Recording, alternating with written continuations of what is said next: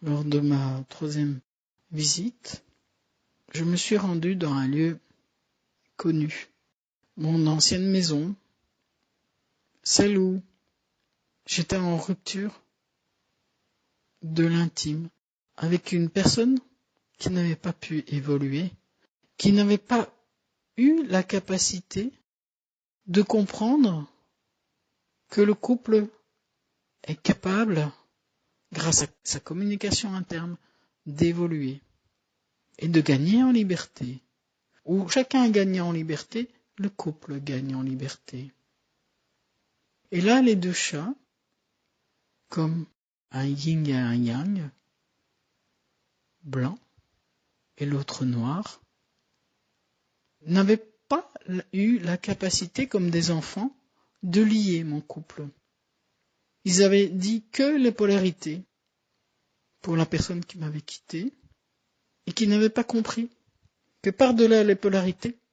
il y a une nécessité de couper avec sa propre identité qui est celle du dédale. Chacun a un dédale à l'intérieur de soi, ce labyrinthe dans lequel il y a la possibilité soit de s'enfuir, comme Icare par le haut, en essayant de trouver sa lumière, mais malheureusement sans l'avoir intégrée, et donc d'avoir les ailes qui vont subitement fondre et tomber et choir, ou alors de rester dans ce labyrinthe et de voir son propre minotaure, d'aller le rencontrer et de sortir. C'est bien cela qui m'avait été montré là. Par-delà les polarités de mes deux chats,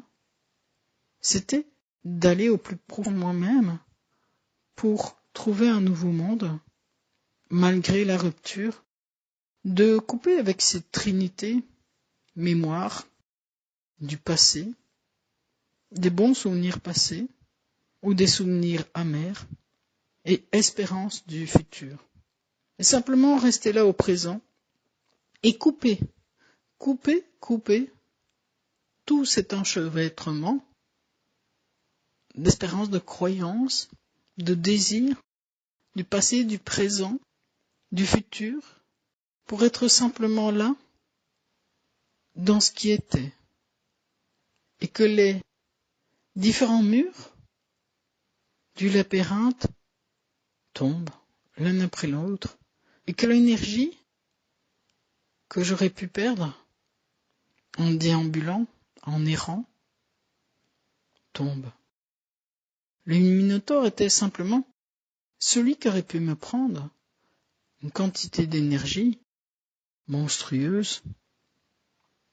simplement en me battant contre toutes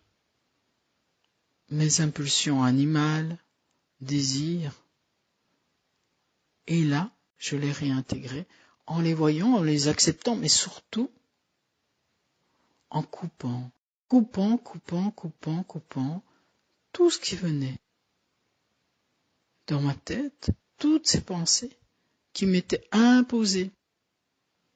par mon inconscient, parce que j'avais appris dans ma famille,